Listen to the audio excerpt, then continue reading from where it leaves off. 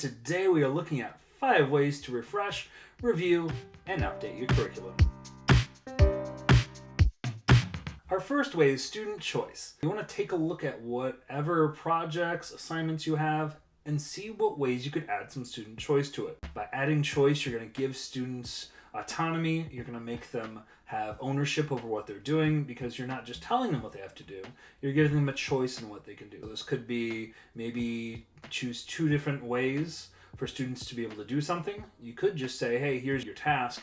Now figure out a way to do it. Within those choices, they're being able to choose what they want to do and get ownership in it. The next thing we're going to look at is diversity of voices. But you want to make sure that students are hearing from people that they might identify with, but also they're being introduced to different voices as well, different opinions. So in an English classroom, that might look different than in a math classroom. You want to make sure that students can see different people that look different, that sound different, that identify differently, because it's going to make them care more about that topic if they can see people that they can relate with. Now we're going to look at reconsidering procedures and assignments. You want to take a look at what you have and maybe there's a better way to do what you're doing. So for example, if your procedure is that you read something as a whole class, maybe you want to try reading it in groups. Maybe you want to have students try reading it by themselves. If your procedure is having every day the same structure, maybe you want to vary that up. Maybe instead of having the students do homework and review it the next day, maybe the students do their homework and then they switch with a partner and they talk about their process. But you want to reevaluate what you're doing because just because you've been doing it forever doesn't mean that it's best.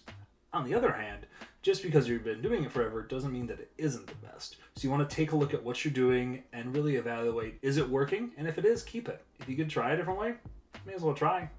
Next, we're going to look at increasing student ownership. Now with this, you want students to have ownership in what they're doing because then they're going to be more committed to what they're doing. They're going to care about it. So this might look a bunch of different ways. Maybe this looks like students having to teach part of a lesson. Maybe they're experts. Maybe you have them lead others. It could also maybe look like instead of you leading a discussion, maybe it's more group-based. So you're going away from, if you do a lot of lecturing, how else could you do that? How could you give students that ownership of their learning? Now this last one is probably the least fun, but just as important, talking about standards. You want to take a look at each of your units, your curriculum as a whole, and make sure you're covering all the standards you need to. Are your students learning everything they need to learn? Do they have all the skills they need for the next class? If you don't, you're doing them a disservice. By reviewing these standards, you're making sure that if you got rid of an assignment last year, you're filling in those holes and all the skills and standards are being covered. Thank you for joining us today. Hopefully you got some tips on how you can refresh, review, and update your curriculum to make it better for next year. Make sure you subscribe, like, and comment. Happy teaching.